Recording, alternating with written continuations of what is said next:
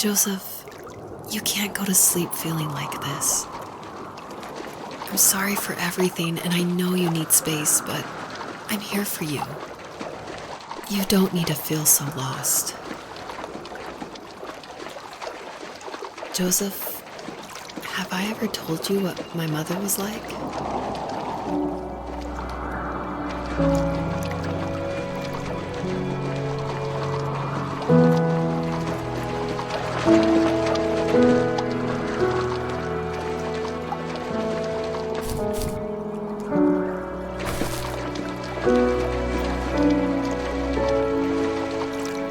You know what it's like not to have a mom at home.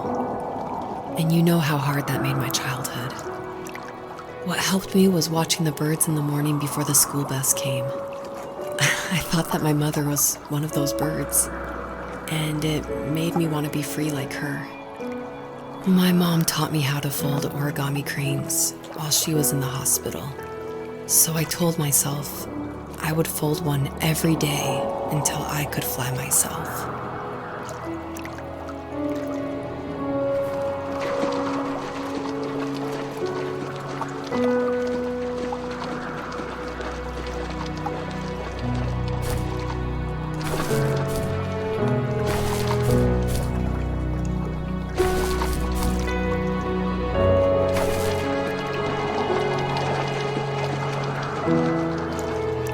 I think we both have always loved animals, and for me that love started with a dog.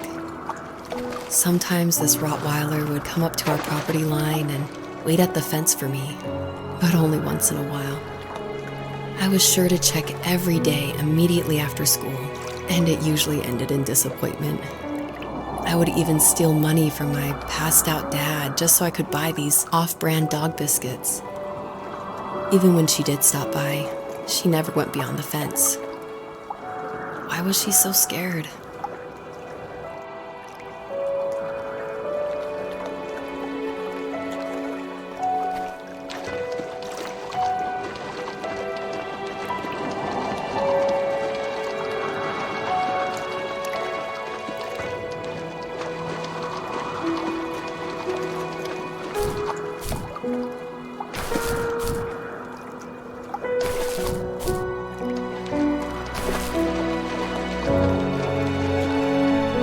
I think my dad was the opposite of your dad in almost every way, except he was in the military as well.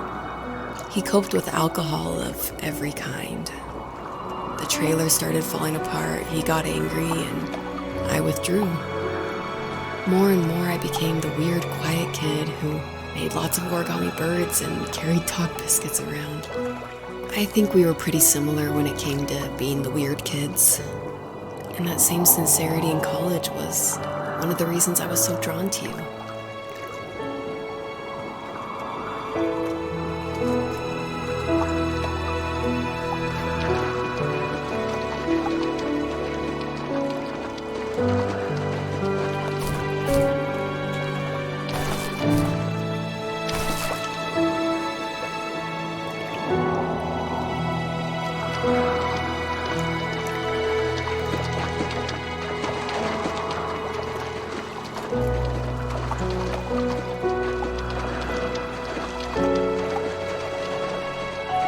Life got worse and worse, and at one point, I really didn't think I could survive another day with my soul still intact.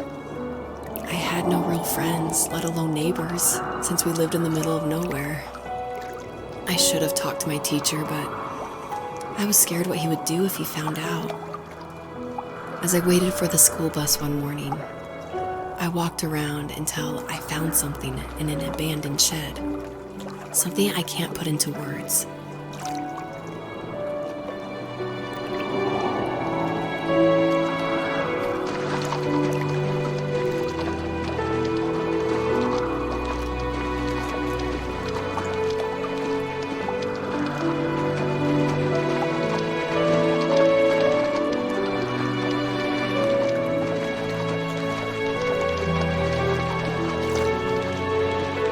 I summoned courage I didn't know I had, and I broke into my dad's room and found the key to the shed where he had locked my bike. I'll never forget that feeling. the wind rushing by my ears as the sun rose over fields of wheat. I was flying for the first time. I biked as far as my legs could take me until I found a house that felt friendly and that felt like home. Those strangers helped me in so many ways.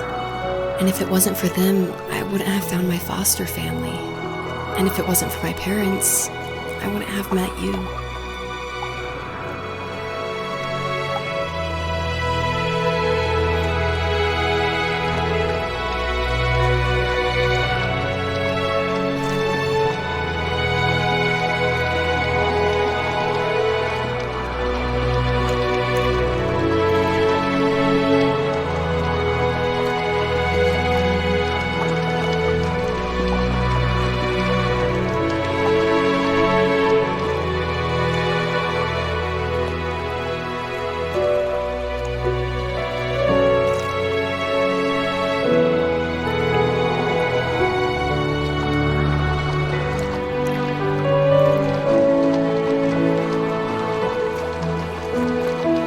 You have strength, Joseph, and you're not as alone as you think.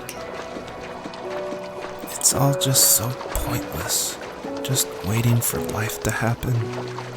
It's like having the home I always wanted is cursed out of my reach. The thought of being a parent myself, how could I do that when I couldn't even be a good son? I'm sorry, I know what you're saying. I just don't know how things will work out. These quiet hours will turn into years. We'll wonder which roads passed us by. Then we'll forge a new road together. Besides, I discovered for myself that one fateful morning where any hopeful road leads to. There may be thorns and mist, but it always leads to the same thing. And what's that?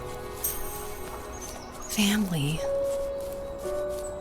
I'm so glad that you're part of my family, Rachel. And I'm glad you're part of mine.